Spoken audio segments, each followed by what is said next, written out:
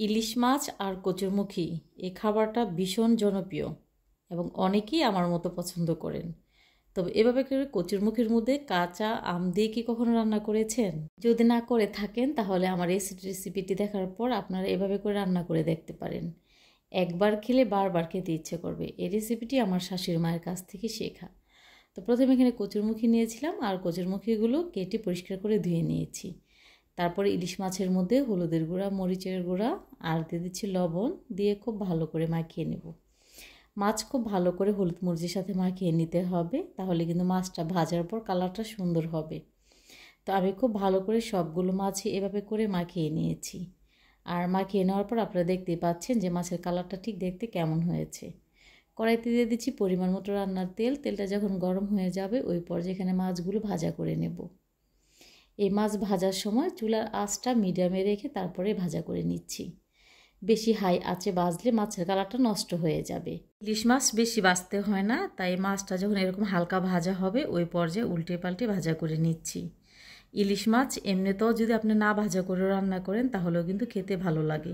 যেহেতু কচুরমুখী রান্না করব তাই কচুরমুখী রান্না করতে অবশ্যই মাছটাকে ভাজা করে নিতে হবে। আর এই ভাজা করে কচুরমুখীটা রান্না করলে কিন্তু রান্নার স্বাদ অনেকটা বেশি ভালো লাগে। তো মাছগুলো যখন ভাজা হয়ে গেছে ওই পর্যায়ে এখানে কচুরমুখীগুলো দিয়ে দিচ্ছি। দিয়ে সামান্য পরিমাণে লবণ দিয়ে দিচ্ছি আর সামান্য পরিমাণে হলুদের গুঁড়া দিয়ে দিচ্ছি। দিয়ে নাড়াচাড়া করে কচুরমুখীগুলো ভাজা করে নিচ্ছি। যখন এরকম ভালো করে ভাজা হয়ে যাবে ওই পর্যায়ে আমি কড়াই থেকে তুলে নিচ্ছি। তো কচুরমুখী কালারটা আপনারা দেখে বুঝতে পাচ্ছেন যে ভাজাটা ঠিক কেমন হয়েছে।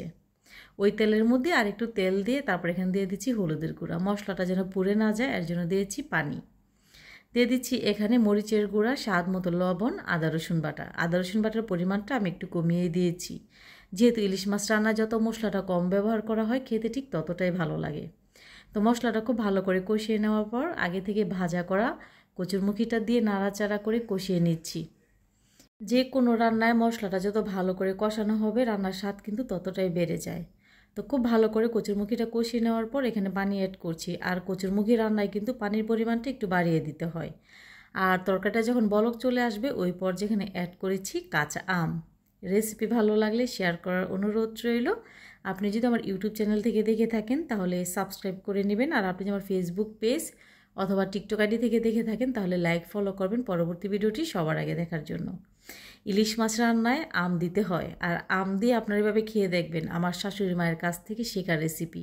এভাবে করে আমার শাশুড়ি মা শিখিয়েছেন যে কাঁচা আম দিয়ে অথবা যে কোনো টক দিয়ে যদি কচুরমুখীটা রান্না করা হয় তাহলে কিন্তু খেতে অনেকটাই বেশি মজার হয়। শাশুড়ি মায়ের রেসিপিটি আপনারা ফলো করে দেখবেন আর এভাবে করে রান্না করে আমাকে কমেন্ট করে জানাবেন খেতে ঠিক কেমন হয়েছে। অন্যান্য তরকারির চেয়ে এভাবে রান্না করাটা অনেকটা বেশি মজার হয়।